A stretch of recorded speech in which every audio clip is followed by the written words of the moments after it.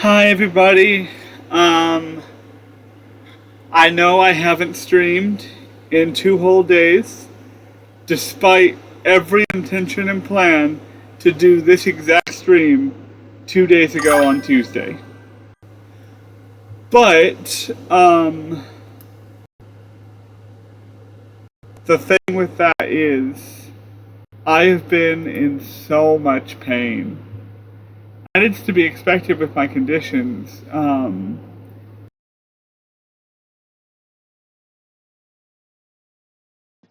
Well, hi. Um, yeah, between my cerebral palsy and my gastroparesis, I wouldn't even say life's been kicking my ass because I haven't been living much, but I've been doing pretty bad. Either way, I gotta get a stream out to you guys today. And this one is a stream that I'm pretty proud of and hope is high enough quality despite how I feel. Yeah, we all understand. So today I'll be doing a tier list.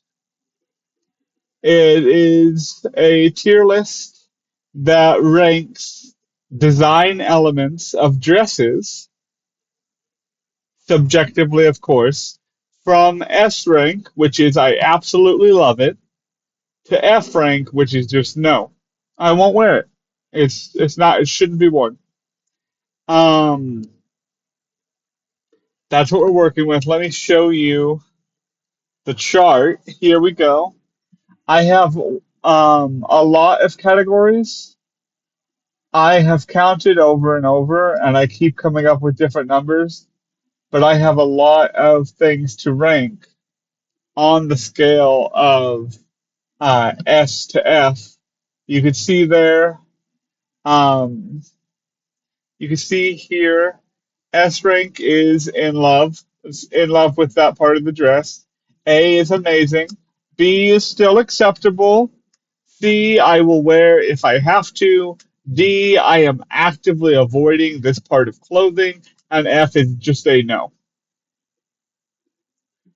And I've got them listed by what type of design element they are, from the neckline to the straps to the silhouette of the dress, the waist style, the skirt style, fabrics, textures and finishes, and then finally the length of the dress.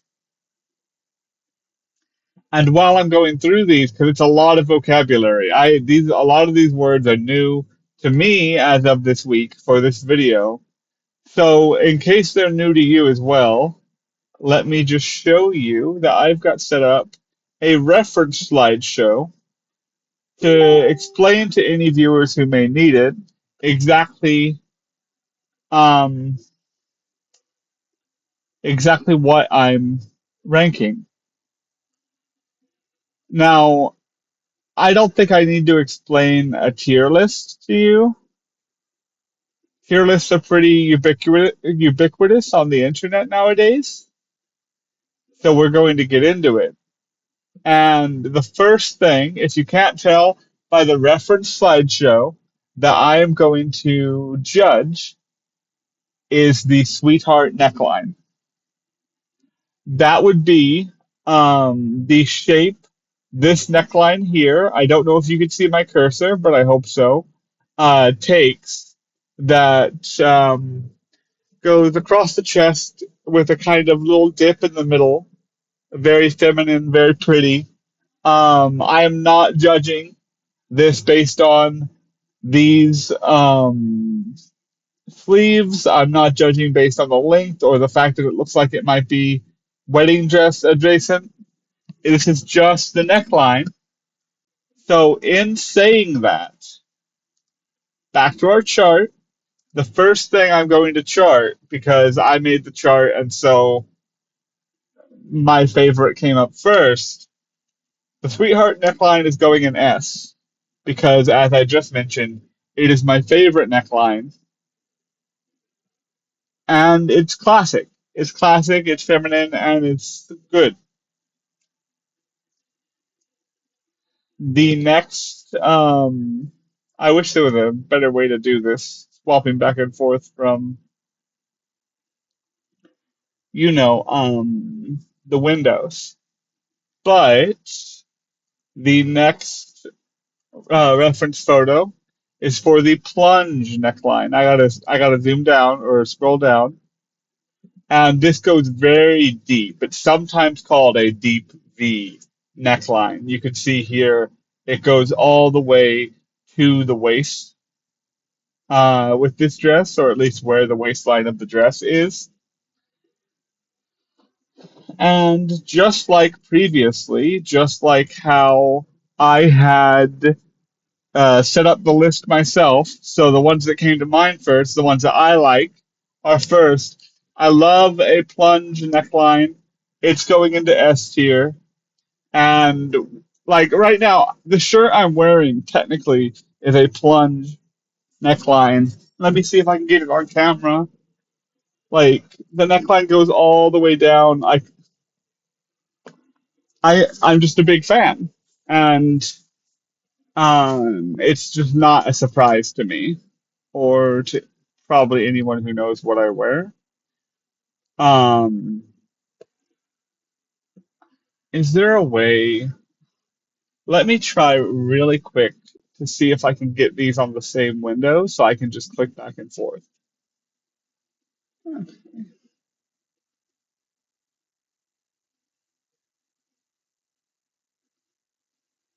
Did that work?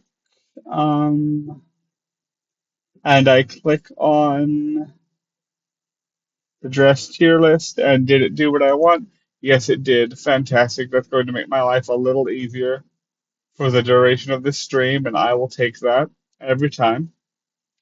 So after the plunge neckline, what we're looking at is the V neckline. It's like a plunge, it's shaped like a V, but it is not as low. It's not as drastic. Sorry, my alarm's going off. Well, it doesn't really matter if you heard it, but that it was my alarm if you heard anything. The V neck is okay. It's much better than a lot of necklines we're going to see. And for that reason, if I go to my tier list, I'm going to take the V neckline, simple, classic, and I'm going to put it in amazing. Not in love, because the plunge is infinitely superior and basically the same thing, but it's going into amazing.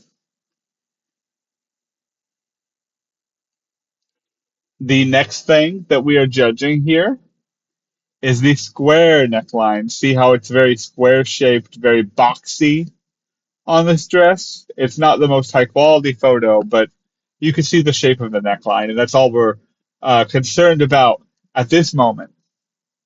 So the square neckline, I will tell you, I don't like. I think it is ugly. I think it is one of the more common ugly necklines. I'm going to put it in the C. I'll wear it if I have to. If otherwise, the dress is pretty good and it is for some event, or God forbid it's a bridesmaid dress, and so it's not really for me, you know? If I'm wearing it for someone else and they very much liked that aspect of it, then I would wear it and I wouldn't complain and it would be fine, and maybe I would be surprised by how much I like the photos from that day. Who knows? But for now, it's a if I have to type thing. Next, we are going to talk about the scoop neck. There we go, scoop neck. It's like the square neck almost, in my opinion, but it's more rounded. That's the only real difference. Um, and similarly to the square neck, let me just move that over because scoop neck is a little better. I like the curve. I like the roundedness of the scoop neck more than the boxy square neck, but they are both going into C. I would wear them if I have to. Next, we are looking at the boat neck. which is very high up, above the collarbones at the throat, not quite a turtleneck or mock neck, but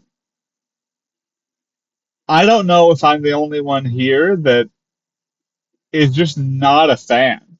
Definitely not a fan of the boat neck. I don't like things being tight on my neck. I don't like things being so close to my neck. Boat neck is our first actively avoid, and you'll see a trend while I'm ranking. If it's restrictive, if it's claustrophobic, if it clings or has a horrible texture, it's going very low on my list. And that's just how it'll be. After the boat neck comes the cowl neck, which looks like someone took a scoop neck and decided to give it a little more material, a little more room for movement. And I like room for movement. I like that as a design element. I like an outfit that independently moves as you move. Um, so cowl neck is actually going to go in 1 second.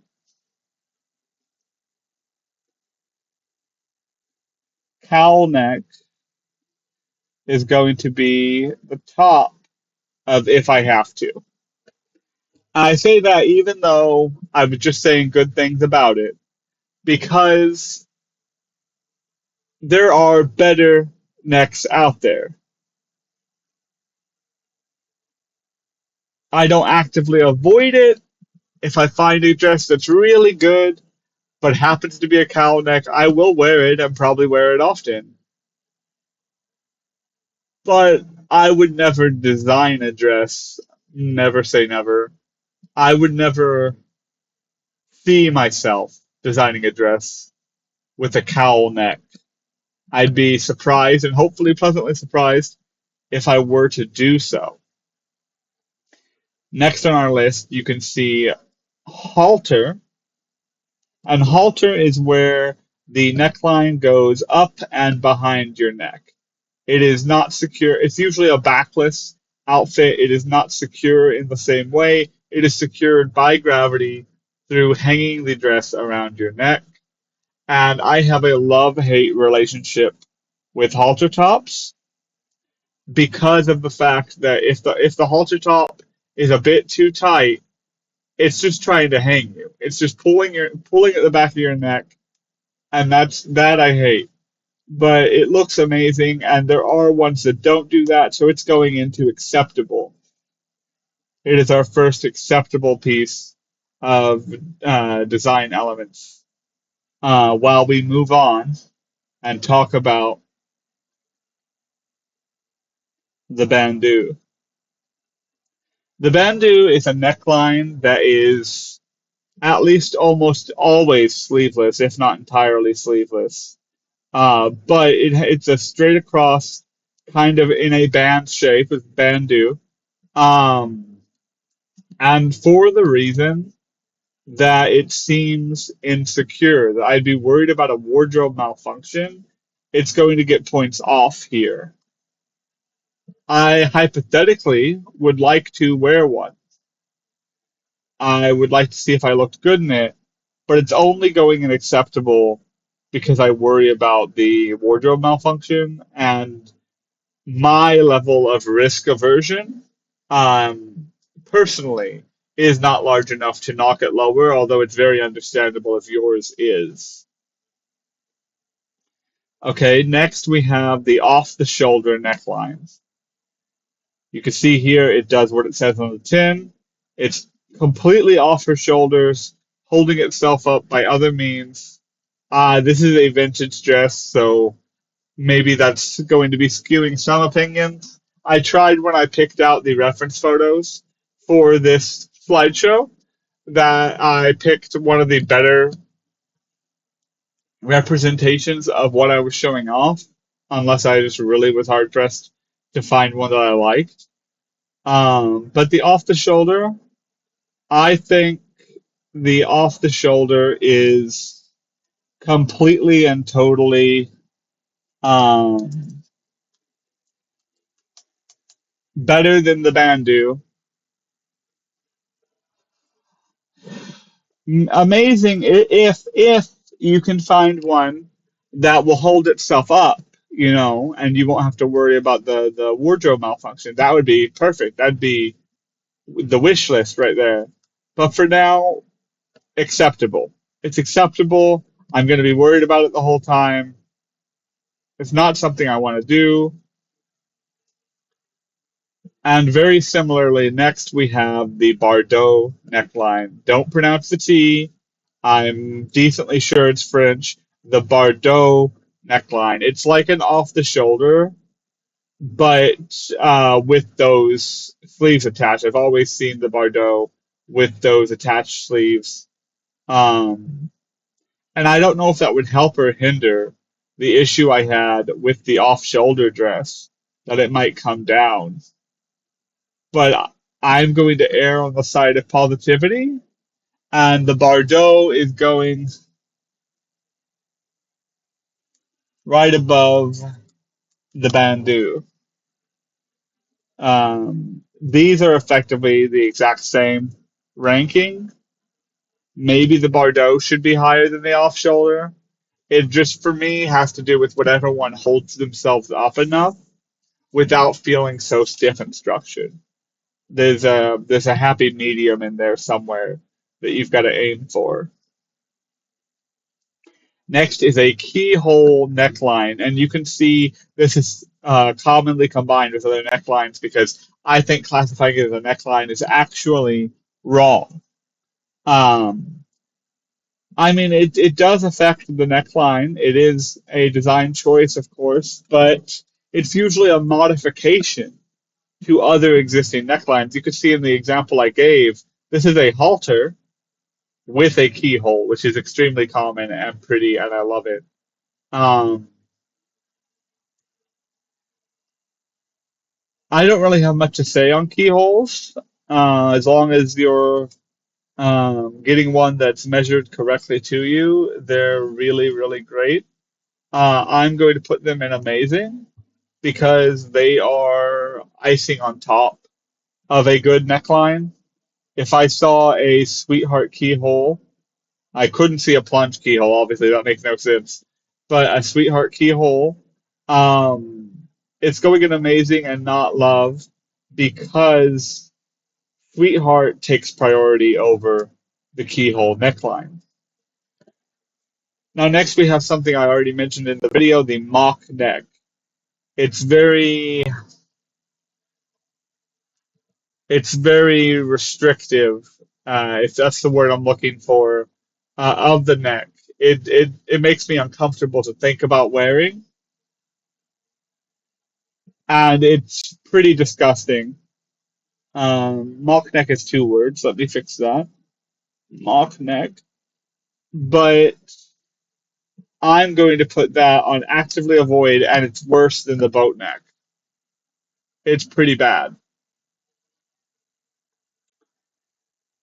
After the mock neck, we of course have the turtleneck, and if the turtleneck didn't exist, the mock neck would probably be lower.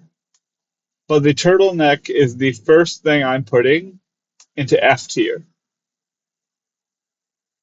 It's not okay. It's stuffy. It makes me feel like I'm going to suffocate, regardless of whether it's tight or not. It's going into no. And nothing that I could think of could ever change my mind or redeem it. Next is the Queen Anne. This is our last neckline. And as you can see, it's reminiscent in the shape over the chest of the Sweetheart neckline with that little V shape, the or um, honestly the bird in flight wing shape. And I think it's okay. I think it's a little outdated. I think it's a little fancy in a bad way that's unnecessary. Um, it's just okay. I don't know why it's named after a queen. She probably wore it a lot, but it's going into if I have to. And it has definite room to climb up the ladder once I actually ever wear a Queen Anne. Because some of these I've worn and some of these I haven't, and I haven't worn a Queen Anne. But if it's closer to a sweetheart than I'm imagining it is, it'll obviously go up the ladder. But next we move on to straps. And our first is the spaghetti strap, one of the best straps in existence. The only downside with spaghetti straps is how more likely they are to break than other straps that you might use. Either way, the spaghetti strap is definitely going into S tier. It's cute. You pair it with a sweetheart, and it's good. It's good. It's feminine. It's pretty. That's what we're looking for here. That's why you wear dresses. That's why I wear dresses at least. So it's going into S tier. Thick straps, on the other hand, are the antithesis of the spaghetti strap. They are my enemy. I do not like them. I actively avoid them. There's not much more to say about that. They're thick, they're restrictive, they're commonly tight. I don't like them. Bye. Next, we move to the cold shoulder, which I've heard erroneously referred to as the off shoulder. What makes it a cold shoulder is it has the spaghetti strap-esque straps to hold it up, and then you have an opening. Or anyway, you don't need the spaghetti straps. You have some sort of strap, some sort of fabric here, an opening, and then a sleeve. It's like you went out of your way to expose your shoulder, and of course, your shoulders are cold, hence the name cold shoulder. I like the cold shoulder. I'm not going to put it in love. I've got pretty high standards for the in love category, which may not have come across because three of them's already in the in love category, but definitely it's in the amazing category. Next, we move on to cap sleeves. Those are these little things. They tend to be lighter. They tend to be more ruffly, in my opinion, at least in my experience. I don't know what word works here for me Googling dress design, and it just happens to come up more often in that way. But assuming they're made with a good fabric, I like them as long as they're not too tight right there. And this one looks like it might cinch in at the lower part of the sleeve, but that is not guaranteed. Um, so if they have the cinch, they're worse. And if they don't have the cinch, they're better. For that reason, I'm putting them in the acceptable category. But what I want to do is I will put them above the off the shoulder. So cap sleeves are our acceptable category. And I hope you can see this chart well, but I will zoom in as well as announce every modification I make to the chart. I'll announce every modification when they happen. I will zoom in at the end and let you see what the chart ended up with. So what was next? Next is the asymmetric straps. Look at that. That's disgusting. That's awful. That's the only representation I could find for this type of strap. Apparently, it's not used very often, and if that's the representation, then maybe it shouldn't be. Um, I'm going to put into actively avoid because I don't want to write out an entire type of strap just because I could only find one reference photo and I hated it. But they're really, really calling to me to put it on no, if that makes sense. Next is strapless, classic. It's not a bandeau because of the type of banding in the top. But if you can pull it off, amazing for you. If you can't, you probably can pull it off more than you think. It looks good on most people. Maybe pair it with an overlayer. My go-to overlayer, I'd have to say, is chiffon. because of the texture, the airiness, and the movement. So if you think you're showing a little much with the strapless, I have to sneeze. Hold on. It didn't happen. That's been happening all morning. If you think you're showing a little much with the strapless design, I am going to tell you right now, you're probably fine. Maybe get some sort of accent or overlayer. It's going above off shoulder, even though these three they could just be a similar. They're so similar. I haven't. I think Bordeaux is above strapless, but strapless is above off shoulder, but off shoulder is above Bordeaux, and I can't physically show that. I don't know how to articulate it. So this is our list right now, and then we go to another bad one. It's the tie strap. I don't like them. They come untied. Every tie strap I've ever had the displeasure of wearing comes untied when you're wearing it.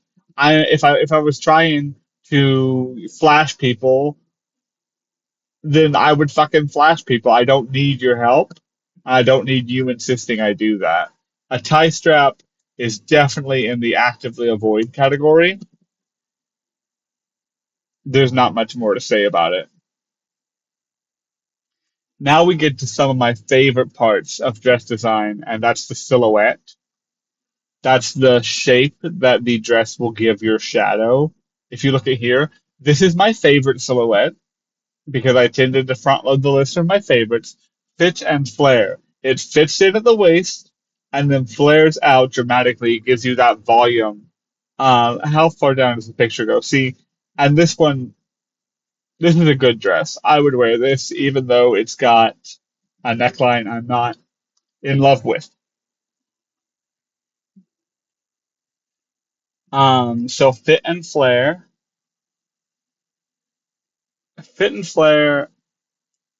I think goes above sweetheart. Fit and flare because it is just the perfect silhouette that I can think of. And next we have a very similar one, the A line. It is similar to the fit and flare because it has that little coming in, that fitness at the waist, but it is less dramatic in its coming out on the bottom. Does that make sense? It's a more toned down fit and flare. And because of that, similarly to when I put the V neck in Amazing, I am going to put the A line in Amazing, since Fit and Flare is a better version of A line, and I don't really see myself ever wanting A line over Fit and Flare. Next is the skater silhouette.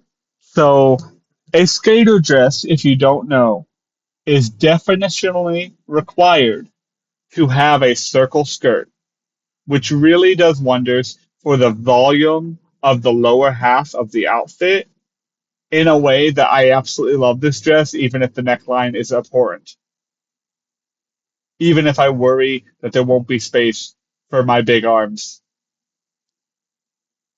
the bottom half is just amazing.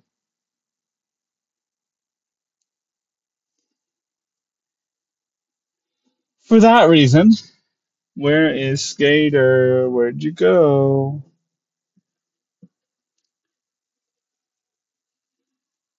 Skater is going after Sweetheart neckline, but above Plunger Spaghetti.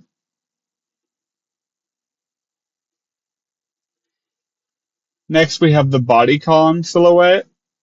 And you may have guessed by the way I've talked about other things that cling and restrict and suffocate people, but it's disgusting. It's awful. If you can pull it off, good for you. You probably have a really good body given the way that it hides nothing, but it's disgusting. And I can't breathe, and I would rather look good in a different way than not be able to breathe. So that one was really easy to categorize. Next is the shift. If you look here, it's like she's wearing a pillowcase. It's just down with very little coming in at all, if any. Very boxy, very straightforward, very minimalist, which is usually a good thing. But I'm going to put the shift probably into actively avoid. If I could find a longer shift and pair it with some form of accent belt and then over top of the entire outfit, put that like chiffon kimono I talked about earlier. I didn't say kimono. It's not an actual kimono from Japan. It's called that because of that it the way that it wears, if that makes sense. And a chiffon kimono or a fairy duster type situation over a longer shift dress, definitely at least mid thigh, if not above the knee. I think that would be doable. So actively avoid and not absolutely no. Next is the sheath silhouette. Very similar to the shift, but the sheath is a little more structured. It's got more of that intentional coming in and going back out, even if they kept it extremely subtle. And here's what I'm going to do. The shift, for all the reasons I said, was actively avoid. The sheath is just a slightly better version of the shift. Um,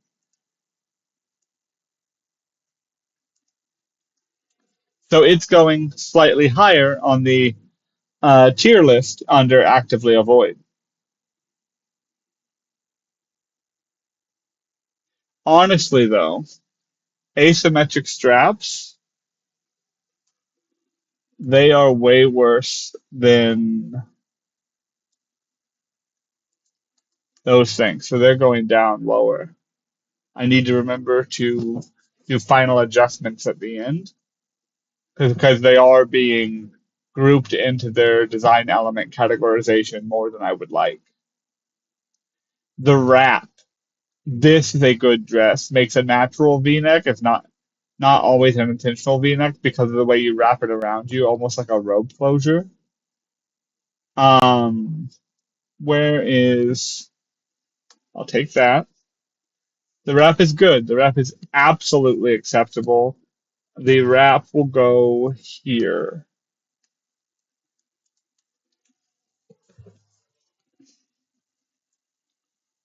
Let me fix the border on this one. There we go. And after the wrap, we have the shirt dress. This was the best version of a short shirt dress I could find in photographs, but it wasn't that hard to find. If the arms aren't claustrophobia inducing, like if they're breathable and not so tight, and I get that belt in the middle to cinch it, a t-shirt dress. Oh, sorry. If I said t-shirt before, this is not a t-shirt dress. This is a shirt dress. The difference being that this is commonly a button-up and commonly, at least as time went on, plaid. And I absolutely love it. Oh, back to it. Um, it's really good. If I find one that fits me right, which is more of a me problem than a problem of the dress, then it would go in love, and for that reason, I'm putting it in love.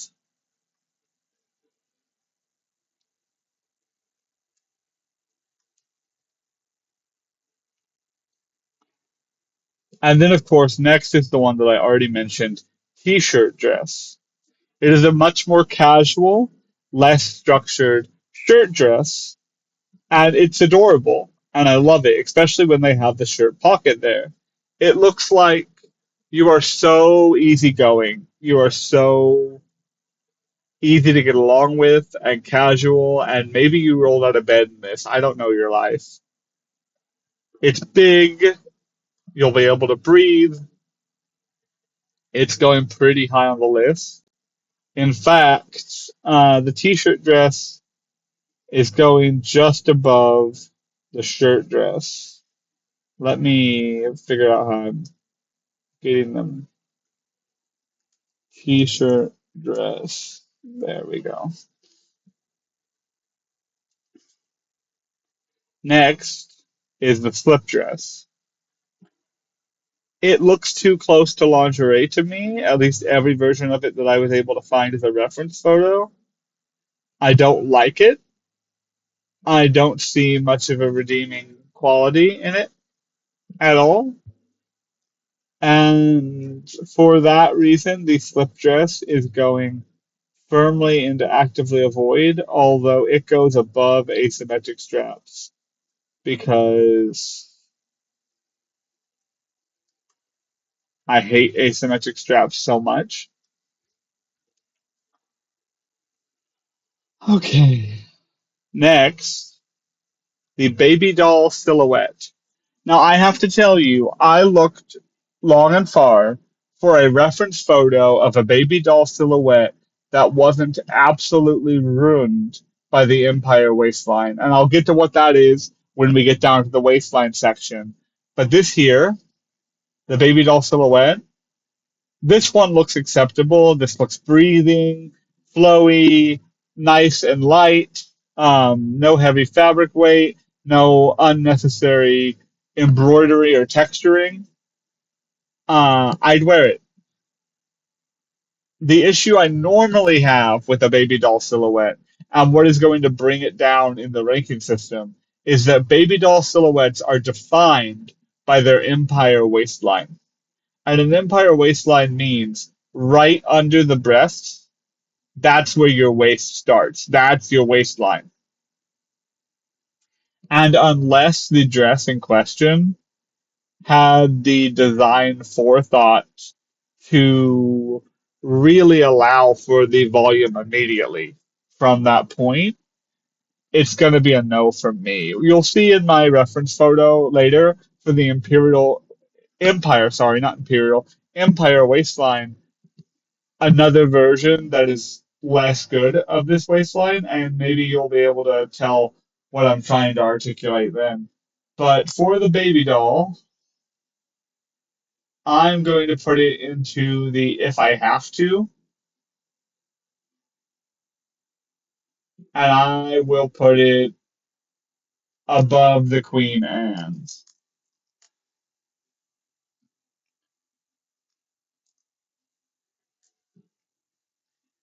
Next, we are almost halfway through, is the mermaid silhouette.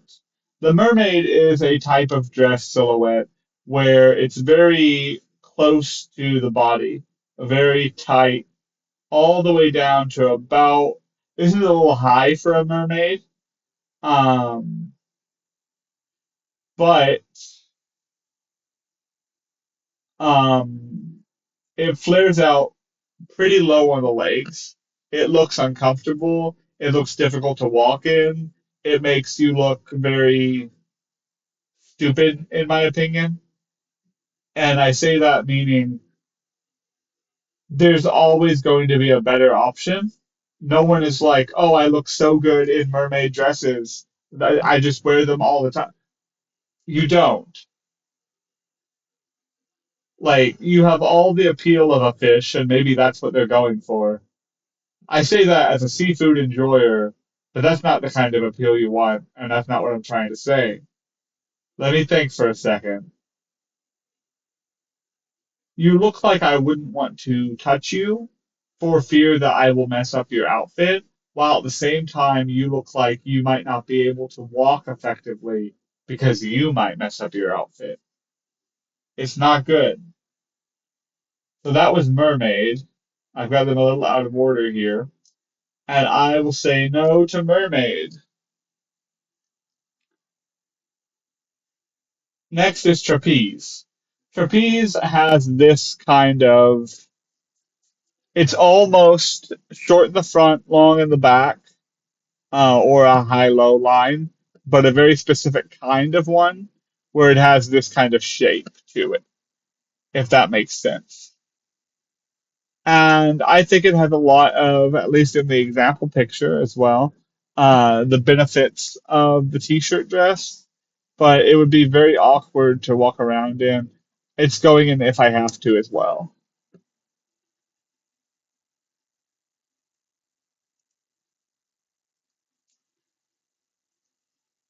Okay. Next, what are you? The trumpet. Okay. The trumpet is a mermaid silhouette, but with the flare out on the legs being higher than the flare out on a mermaid. It is for that reason better than the mermaid, but still has most, if not all, of the same problems. So we're taking trumpet and we're putting it probably at the bottom of actively avoid. Again, I'm imagining a scenario where one of my several sisters is getting married and they really wanted the bridesmaids to wear that dress. I could suck it up for a day.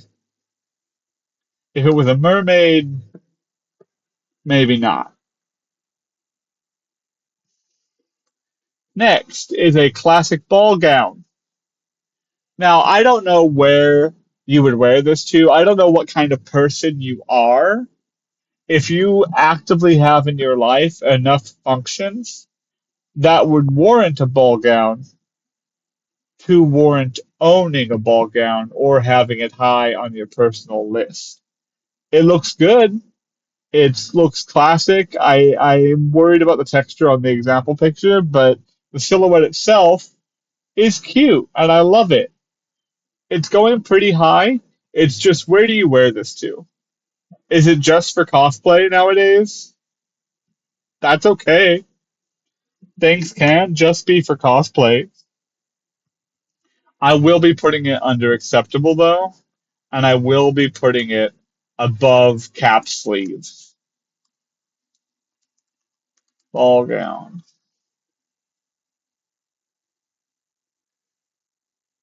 The high-low mullet silhouette. This is what happens whenever the front of the dress is significantly higher, intentionally, to the back of the dress. You see here? And it's beautiful. It's definitely getting a decently high ranking. I'm torn between the very top of amazing or somewhere in the lower S tier. I'll go lower S, and we can adjust later if we have to.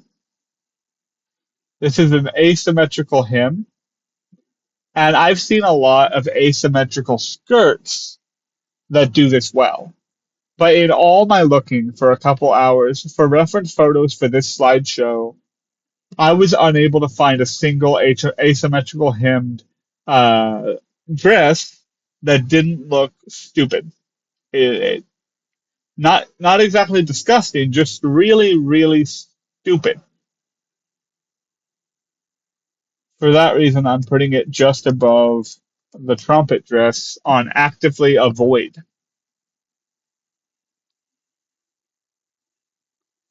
Next, we're into the waistlines now.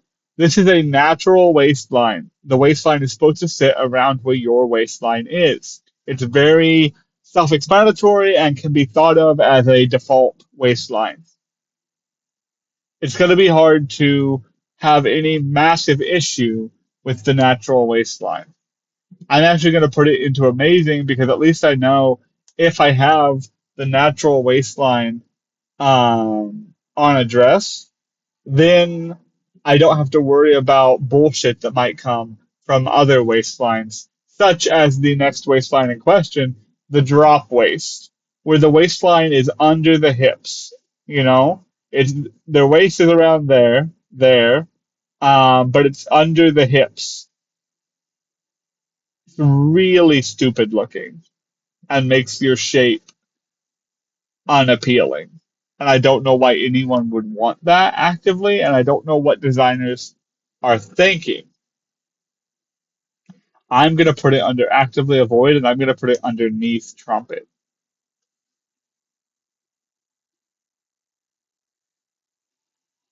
Okay, as I was speaking earlier, I mentioned the Empire waist. Here is another example of the Empire waist, where it is right up underneath the boobs, starts your waist. It's pretty bad. A dress loses a lot of points if it has an Empire waistline, in my mind. But it's more of a if I have to than a actively avoid. I will put the Empire waist right next to Baby Doll because that is what it is heavily associated with. There we go. Next, I know it's a long slideshow. We have the Basque waist. Look at this. That little whatever's happening there, the V-shaped puffy hip or puffy thigh socket, really. I'm not a fan. I'm not a fan. I couldn't find any reference photo that made it look better. It's a no from me. It's not a no that is more of a no than these two, so it will go here. Above bodycon, below turtleneck. And here's the belted waist, changing gears. Belted waists are amazing. A lot of dresses can be just elevated by adding a belt. And it also can be done with fabric types like these that are extremely casual, extremely has kind of a working class vibe to it, but in an elevated way, thanks to the belt, thanks to other accessories, the fancy boots. This is someone with class and style, despite the basic nature of the underlying dress. And a lot of that has to do with the belt. Belted is going into S tier, there's no question. And we are almost out of waistlines to judge here. Next is the oh, not the corset. Did I skip one? I did. Ah, 1 second. I'm going to try really quickly to fix my mistake live.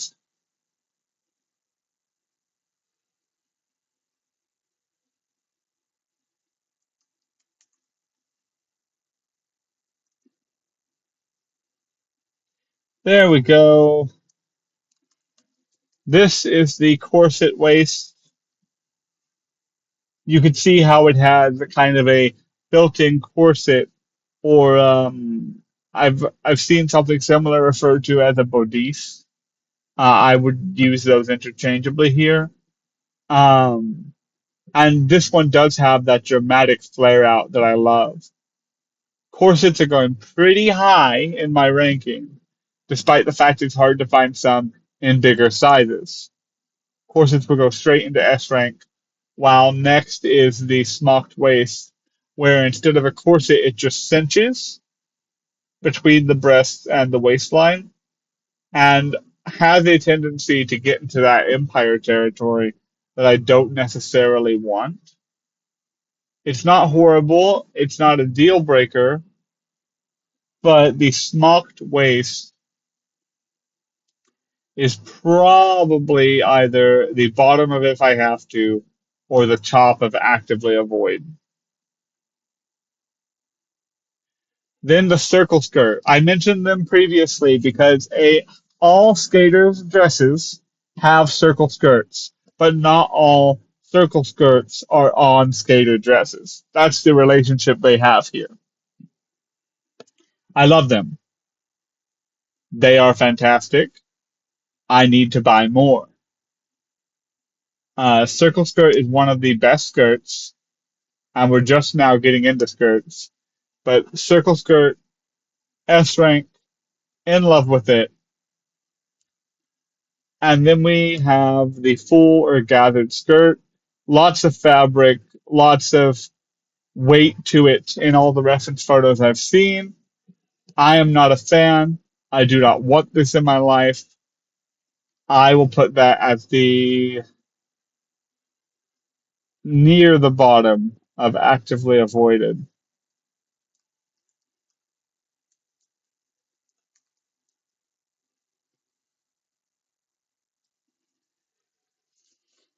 Okay. Oh, we're halfway through and I am getting real exhausted, but I'm going to keep at it. Next, we have the pleated skirt. Now, this is less, the texture is making it feel less pleated to me. But this is an example of a pleated skirt. Pleated skirts are classic. They're very youthful. I think a lot of trans women in general make the mistake of wearing pleated skirts too much because it does have that schoolgirl vibe. But they are very good, and I love them. They're going into amazing because of the fact that it is hard in a lot of cases to pair them without looking like you're trying to dress younger than your age. So they're in amazing. They would be in love, except I just can't pull that off. Next is the tiered skirt. It has such a lovely appearance, but I worry for the weight of the fabric. You really need to err towards lighter fabric when doing anything tiered, anything double layered as well. I like them, I've bought them, but I don't prefer them, if that makes sense. So we're going from tiered and putting it into the very bottom of acceptable, I think as well. Oh no, is this if I have to? Are they acceptable or are they if I have to? They're definitely not the bottom of if I have to. Bottom of acceptable.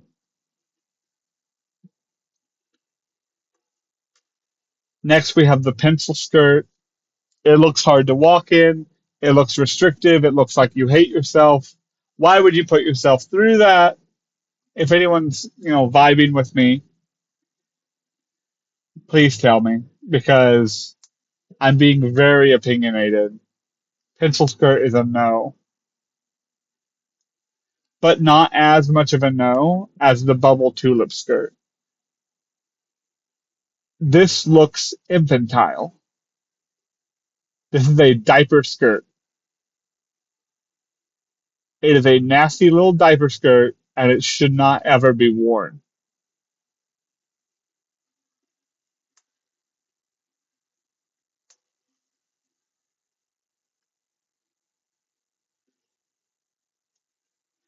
Next, I'm going to assume that's French, Godet skirt. And I honestly can't tell you what the defining features of this skirt is. It looks to me maybe like a even more toned down A line, like that. Maybe it's got some pleat to it, but I think that's just how the fabric is laying. Um, it seems to be aiming for a subtle version of other things that are already have been judged.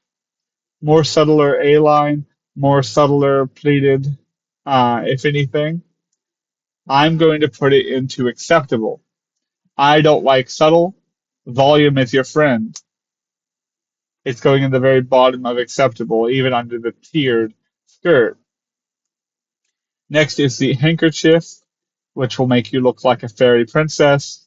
Absolutely love it. If you can pull it off as this model is doing, more power to you. I don't know if I'll ever find one that looks good on me, but it is going into the love category. Handkerchief him. Okay. And the last skirt type is the chiffon trail or train. It is a trail if it is trailing behind you from the back. It is a train if it's trailing behind you on the floor because it's so long. I like the material, but we are defining the skirt, not the material right now. And I would trip and fall and die. So it is going into very low on the actively avoid scale. Next, we're getting into fabric. Here is that very same fabric, the chiffon.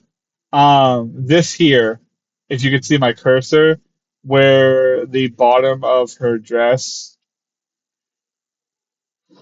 thins out into an almost transparent layer. That is chiffon, that is light, that is airy, that is movement. I've mentioned it several times over the course of this stream. It is going very high up on my list.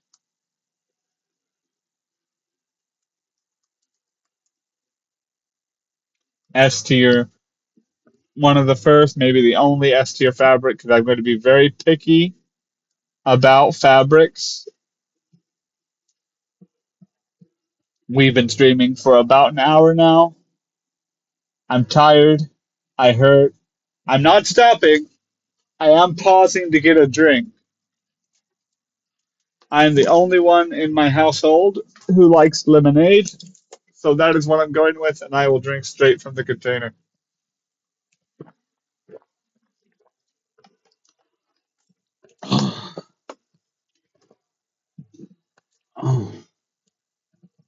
I'm not doing okay. I'm doing better than when we started. I will admit that, but I'm not doing okay.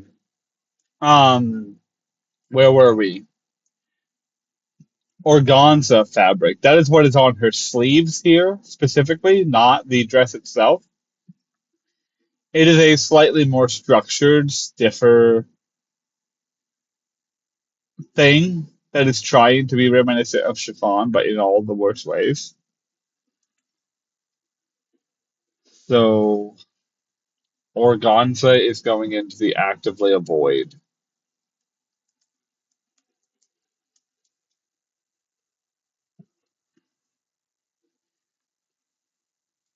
Next is satin. You probably know satin. It feels okay. Um,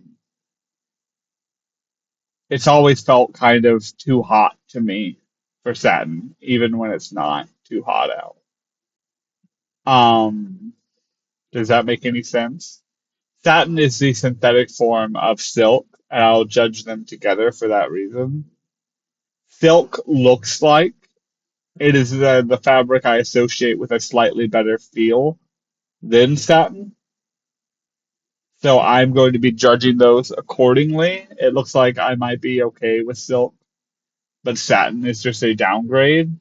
So similarly to other things that I have tracked on this list, I'm going to rank silk one rank higher than satin.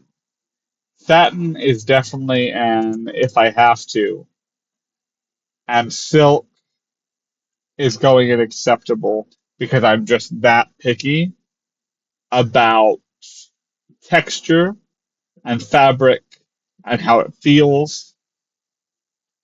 Next is velvet.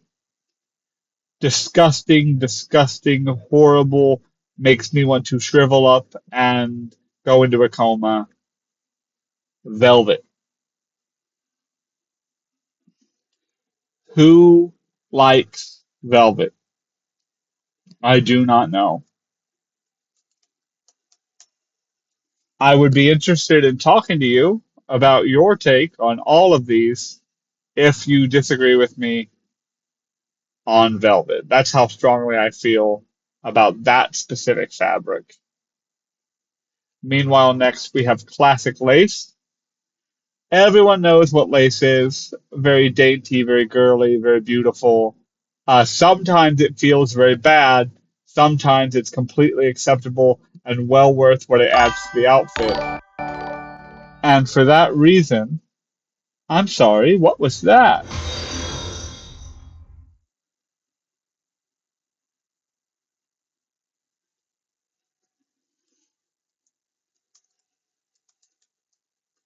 one second. We have our first ever interaction on the chat. You should be able to, although it's hard to see with the Excel sheet pulled up. Maybe you could see it better there. Hang on a second.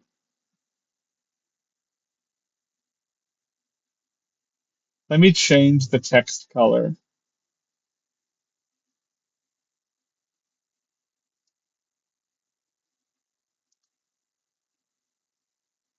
I don't know if that helped, and it made the messages go away for me. I'm not sure. Thank you so much for following, though. Um, I'm doing okay.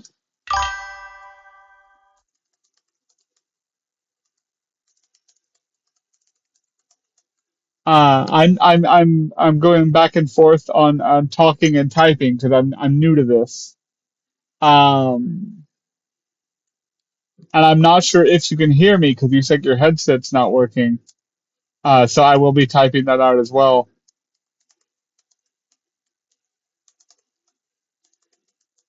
Been dying for engagement, which is very true, even though I said it like that. Okay.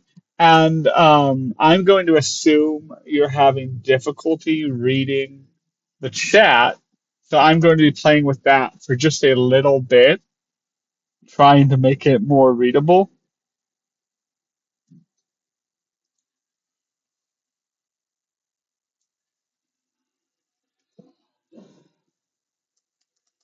Sending a test message to see if it's more readable now that I've made the text black.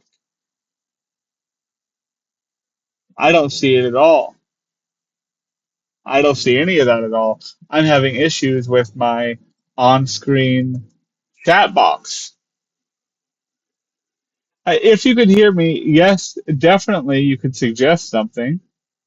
Currently, I am trying to fix the chat box so I'm not actively typing.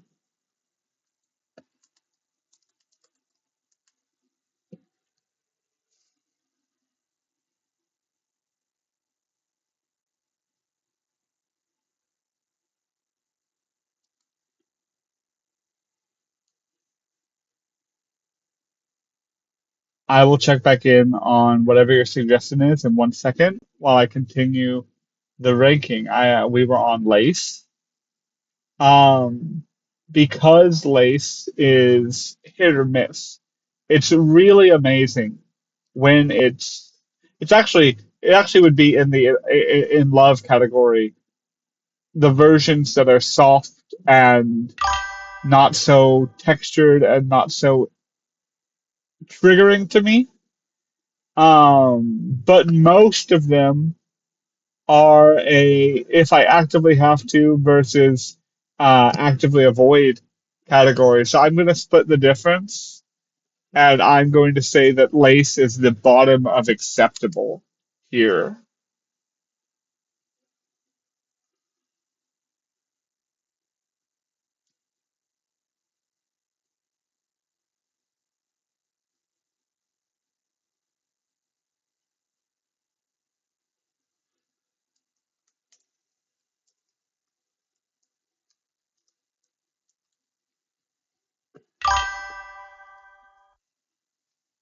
After lace, we have Tule or Tule. I'm not sure how to pronounce that, but it is reminiscent of chiffon in appearance, although it is much more structured and used in order to give more volume to usually the skirt of a dress.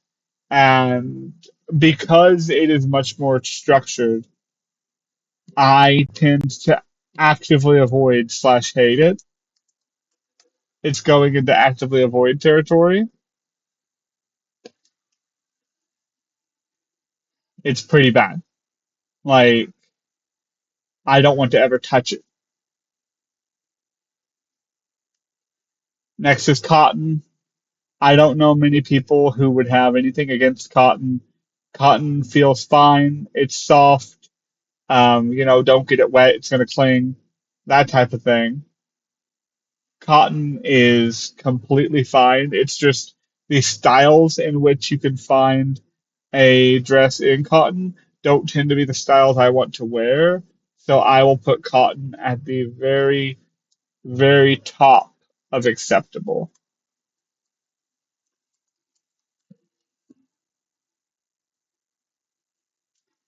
All right. I'm still talking to my follower in chat, so bear with me.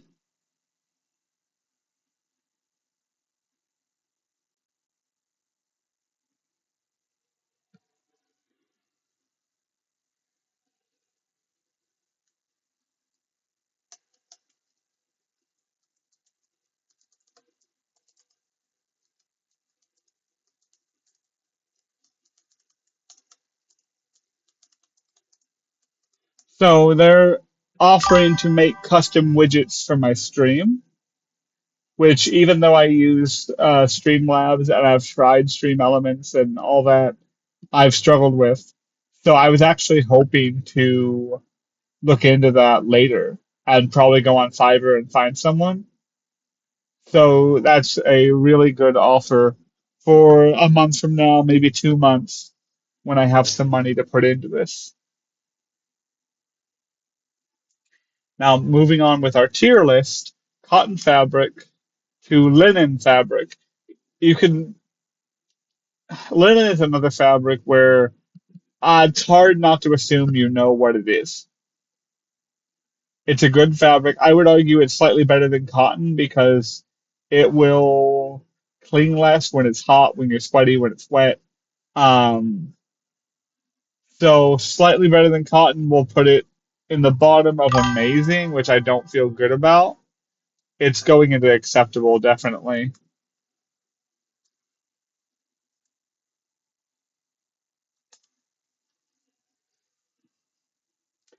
More messages.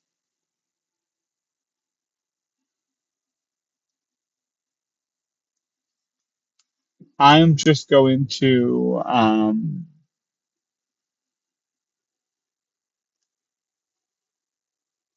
I'm going to take a picture of chat so I can remember their username. There we go. I'm going to reach out to them after chat. But um, continuing with the tier list, linen fabric to jersey fabric. Jersey is very structured, very stiff, um, not very stretchy or breathable in my estimation. It's got it's got something that just doesn't agree with me.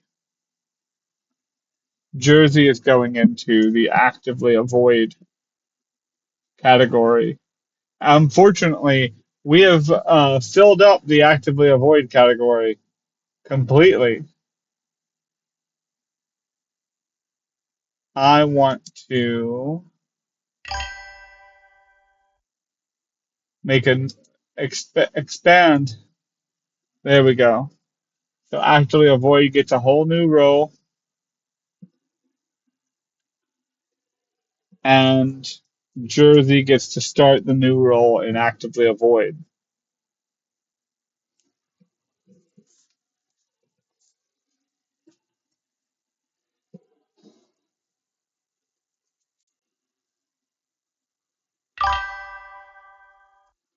I haven't added you yet.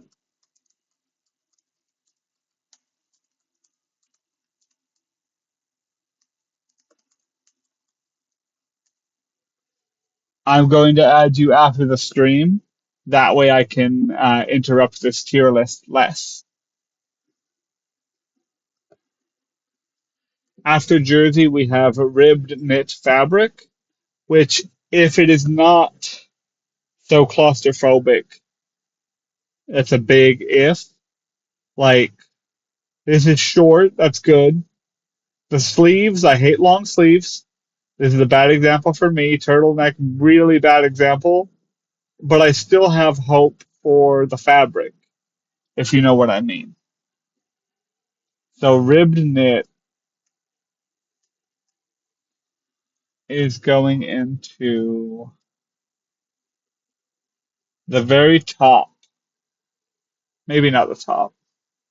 No, not the top. Um, is going into right after the Empire waistline on the if I have to ribbed knit.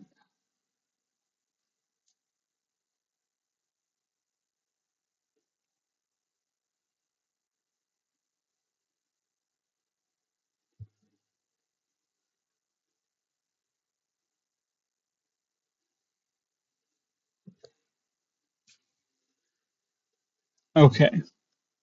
Next. Oh, the image is not found for this one. Scuba fabric. Well, let me fix that right now. Scuba dress.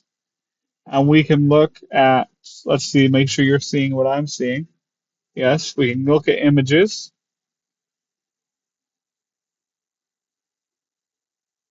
And these are, this one I think was the reference photo I tried to put into the slideshow. Why won't it open?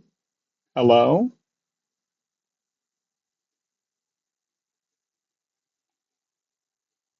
What about this one? I don't know. My computer is fighting me. So we're going to have to skip the reference photo on Scuba, and I will be ranking it pretty low because I remember not liking the reference photo I did have. It's going into actively avoid. Next, we have broderie anglaise, which is just French for English embroidery. And I like the look of it a lot. I really do. But I hate with a passion all embroidery. It is a disgusting texture that ruins every outfit you put it on. And for that reason, it's going in no.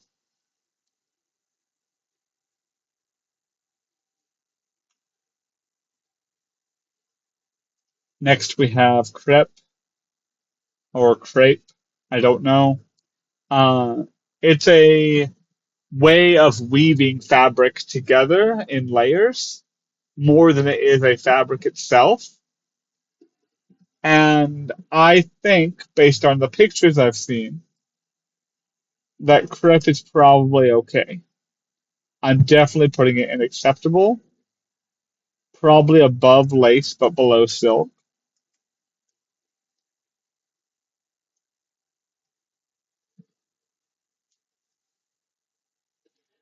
Gorget is a kind of more structured chiffon. It's supposed to maintain its light and airiness. I'm not sure how well it does, and I worry for the added structure of a gorget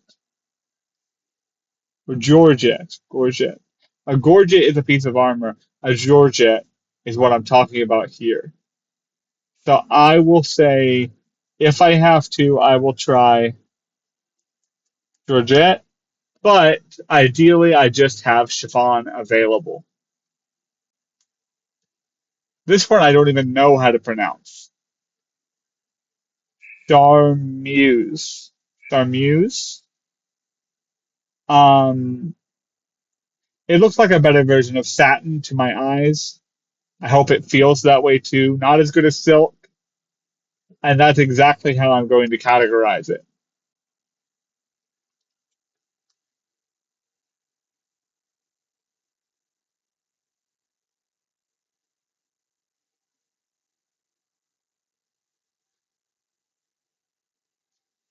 And we need another layer for acceptable as well. At least I'm not so picky as to have double layered actively avoid and yet um,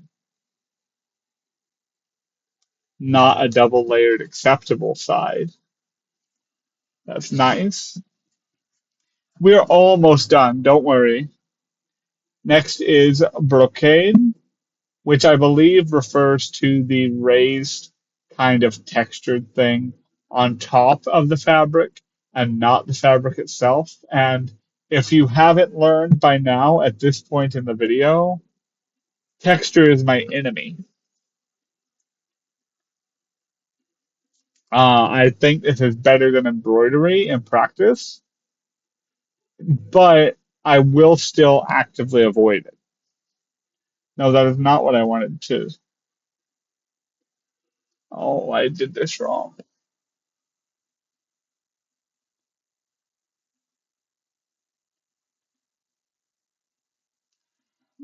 Wait a sec. I'm confusing myself. Brocade is what is there. Brocade.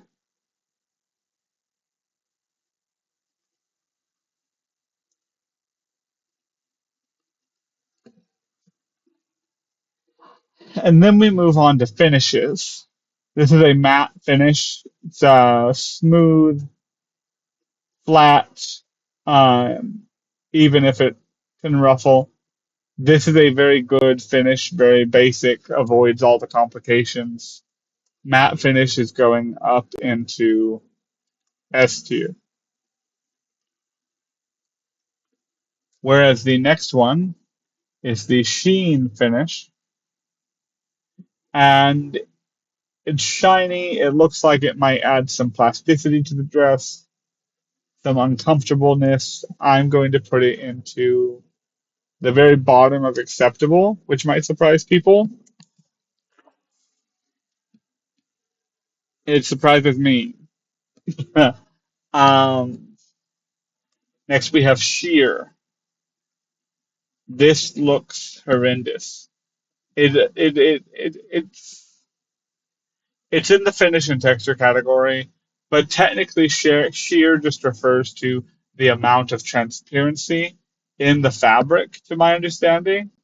And so, ignoring how the texture looks on the example photo, having some transparency in the dress is going to be amazing. You want to be pretty, you want to tempt people, you want people to see you underneath to an extent.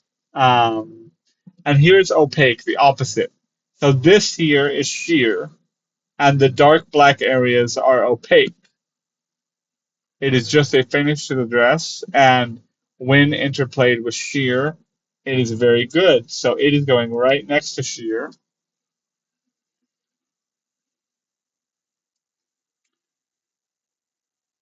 And embroidered finish. This disgusting lumpy piece of fabric. I think you know where I'm going to be putting it. It's going into no. And beaded is next, which I almost want to also put into the no category, but I will be a little charitable and say I will actively avoid it instead.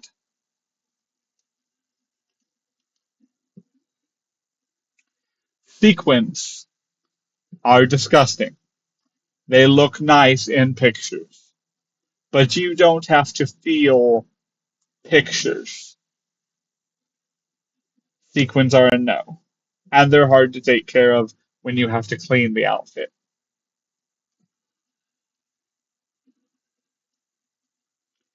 Runched or runched. I pronounced it with an N the first time. Um, it looks like it'd be okay as long as lengthwise it was okay, and I wasn't worried about any wardrobe malfunctions. It's going into acceptable.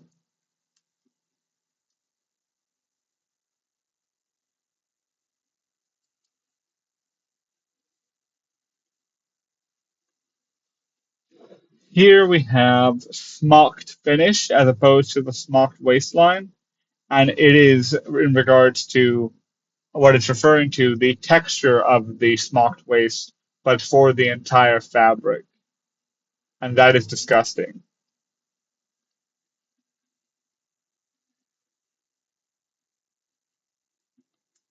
So smocked finish is going into the no category. Next we have burnout or demure. Demure, I don't know if I'm pronouncing that right. It looks velvety. It looks nasty. It looks like I don't want to touch it.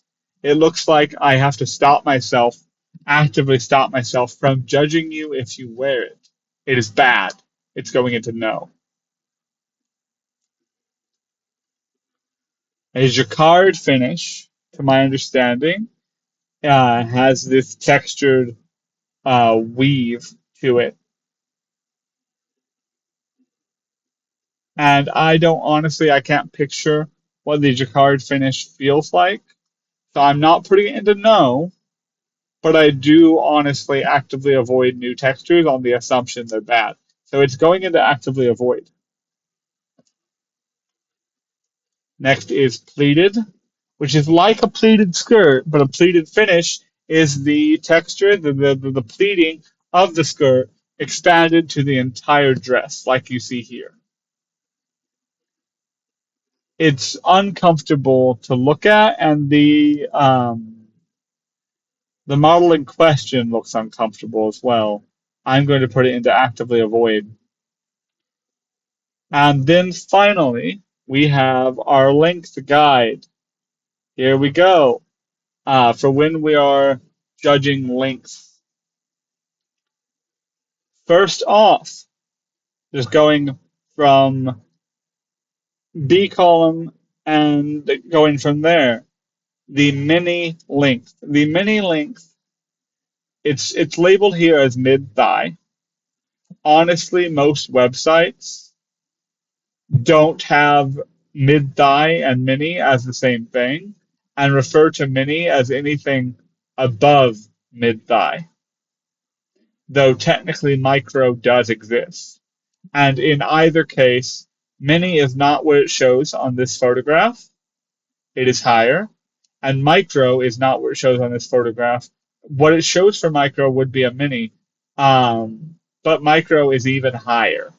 Micro is uncomfortably oops wardrobe malfunction territory. Um, but we're judging mini right now. And so for a mini is pretty much the middle of if I have to, because they tend to be too short.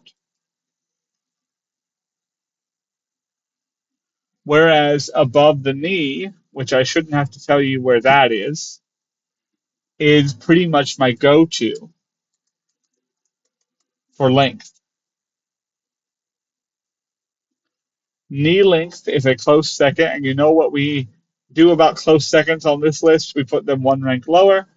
Um, Whereas T length, as I've been told, is somewhere above calf, but below knee, or above calf, but below knee. And for that, I would just have to say that T length is probably okay. I don't really like it's definitely acceptable. T length. Midi is mid calf. That's where the midi comes from. And so calf length here, mid calf is like here. It's a little long for my taste. Just a little long. I'm going to put midi underneath mini for my taste of length. Whereas, going back to the guide, maxi is floor length, according to this guide. I have been told that maxi is ankle length and floor length is separate. So that's why I have them listed separate here. So when I rank maxi, I'm ranking it as ankle length. And with my disability and how difficult it is to walk, that's just not sustainable. I will actively avoid maxi as well as floor length for the same reason. And I will put a train in the no category. I don't like a training dress line aesthetically, nor would I be able to functionally walk in a trailing dress.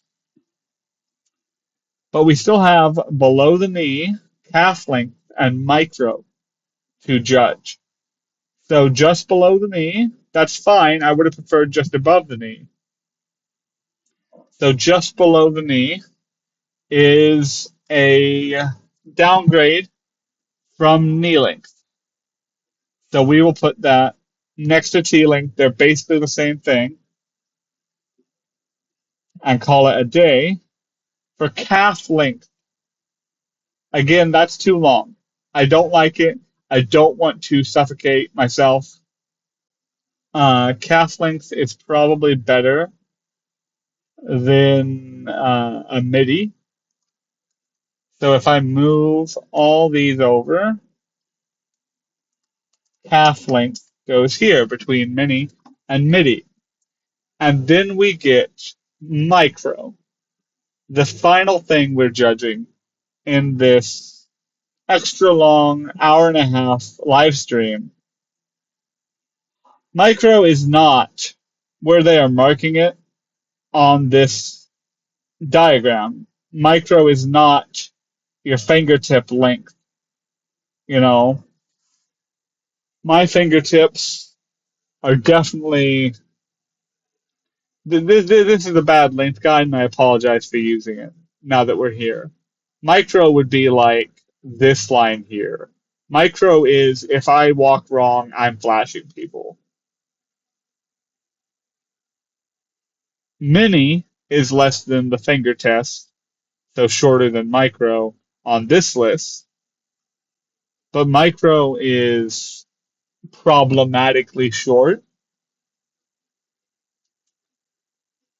and I'm going to actively avoid micro.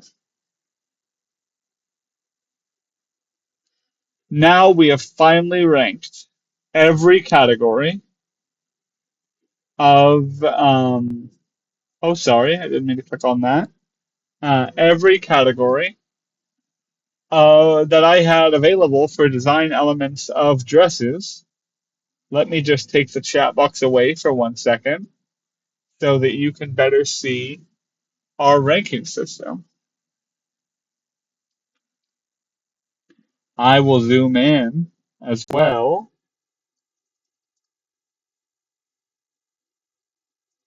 Too much zoom. There we go. So, when it comes to dress design, interestingly, the thing I like most is a fit and flare, followed by a sweetheart neckline. And the things that I have listed as me liking the absolute least are burnout devore or a train, which is very close. I think embroidery should be down there with them. But we went through dozens and dozens of aspects of dress design today.